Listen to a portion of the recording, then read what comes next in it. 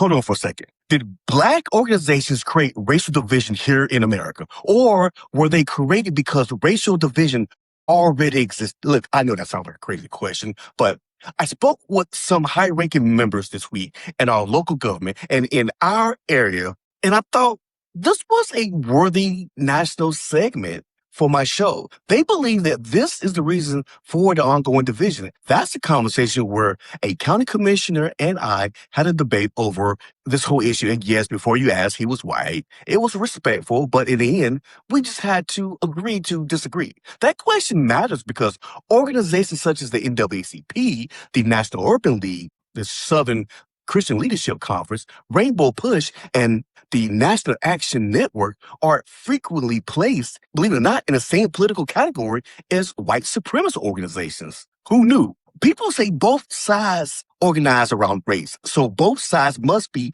equally responsible for identity politics. But that comparison ignores history, purpose, methods, and power. An organization created to impose racial domination is not automatically equivalent, in my opinion, to an organization created to resist it. Today, we're asking who really started America's racial identity politics and whether modern criticism applies the same standard to everyone. Please remember to like, follow, share, and welcome to Money and Politics Simplified. I'm Esco Ladner, your host. Today, we're going to examine one of the most misunderstood conversations in America. Still, to this day, that's crazy. Who really started identity politics? Did Black civil rights organizations create racial division, or were they responding to racial systems that were already in place? And then, let's simplify it. Identity politics generally describes political organizing based partly upon a group's shared identity or experiences. The specific phrase became prominent much later.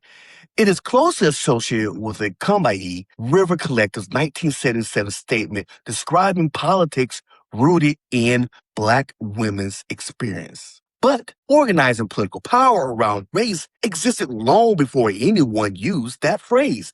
American slavery was organized around racial identity. We can all agree on that. Black codes, segregation, white-only premises, poll taxes, literacy tests, racial violence, discriminatory law enforcement.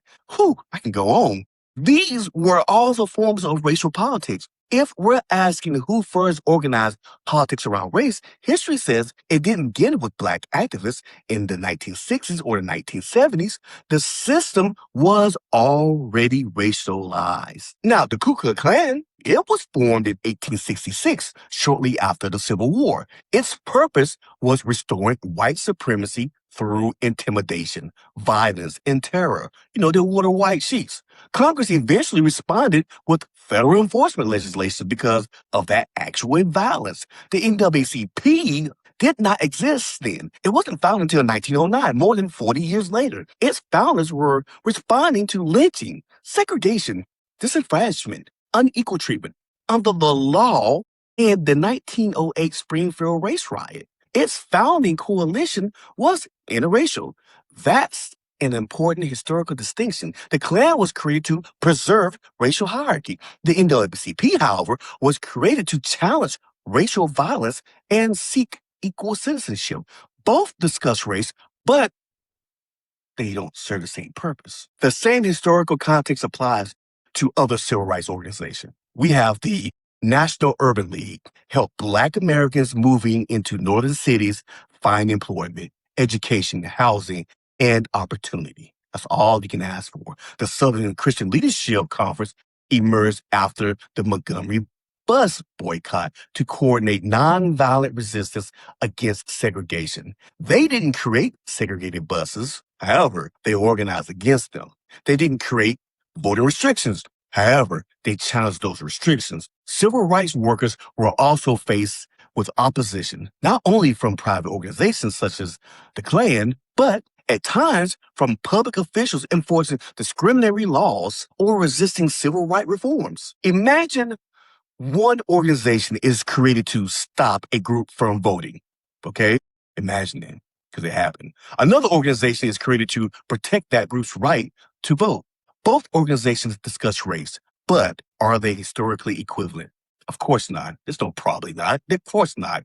When comparing organizations, ask 4 questions. These are important questions. Write them down. Why was it created? What was the objective? What methods did it use? Was it defending existing power or challenging unequal treatment? Those are fair questions, and they help us compare organizations based upon evidence instead of assumptions. Facts matter over feelings. Modern figures such as Jesse Jackson, Al Sharpton, and Attorney Ben Crump continue portions of this civil rights tradition. Like any public figure, they are not beyond criticism. Let me be clear about that. People may disagree with their rhetoric, strategy, factual claims, media appearances, finances, or legal arguments. An attorney represents a client's position. That's what it's supposed to do. That is not the same thing as independent judicial findings.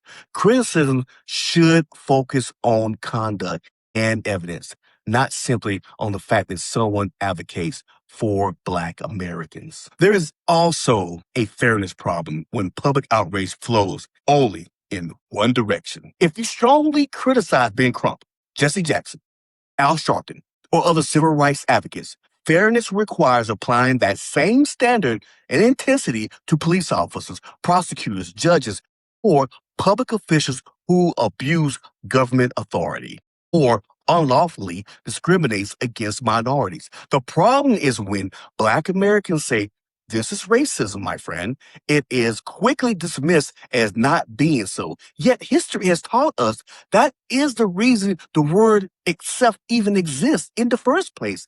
That doesn't mean hating either group. To get mad at the medicine and then the side effects, then more than the actual disease, this means applying one standard. If activists exaggerates evidence, criticize it. If attorney states allegations as though they were proven, question it. But if police fabricate evidence, if prosecutors withhold evidence, like the Nolan Wells case here lately, and many more before that, or judges apply the law unfairly, those actions deserve equally serious criticism.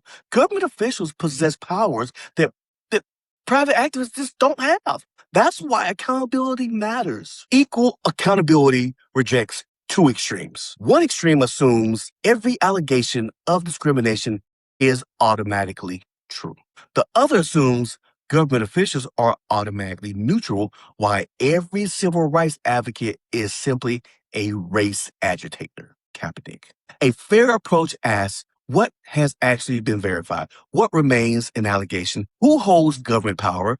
Were these same standards applied? Were laws followed? Did officials preserve evidence? Those are questions we should ask of everyone. Civil rights organizations, attorneys, police departments, prosecutors, judges, and commentators alike. So let's simplify this. Black civil rights organizations did not create America's original racial hierarchy. We know that. They developed within a society where slavery, segregation, racial violence, and unequal government treatment already existed as a norm, unfortunately, in our history. That doesn't make every organization, every leader, or every tactic beyond criticism or make them all guilty. But criticism should recognize the difference between enforcing oppression and resisting it and acknowledging it. Investigate every claim, hold activists accountable, hold attorneys accountable, hold police accountable, hold prosecutors accountable, hold judges accountable. But don't erase cause and effect. Here's where I stand. History matters. Understanding why an organization was created isn't the same as endorsing everything it has done. That's crazy. Likewise, criticizing today's actions doesn't erase yesterday's realities. If we believe in accountability, then it should apply equally. No one should receive a free pass because they're a civil rights advocate. And no one should receive a free pass because they wear a badge, a hood, prosecute cases, or sit on a bench. The standard should always be the same. Facts, evidence, fairness, and equal accountability under the law, no matter who you are. What do you think? Did Black civil rights organizations create identity politics, or were they created in response to a racial system that already existed? And should we apply the same standard of accountability to activists, attorneys, police officers, prosecutors, judges, and everyone else who exercises influence or power based off race? Let me know in the comments. I'm Esco Louder. Please remember to like, follow, share, and comment below. This is Money and Politics Simplified. Stay informed, stay engaged, because when you understand the facts between the KKK and how it came into existence, you likewise understand how the NAACP came into existence. And then you understand the politics, my friends. Have a good night.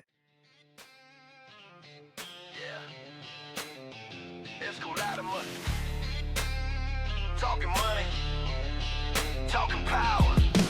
Follow the paper and you find a throne. Deals in the back while the cameras roll.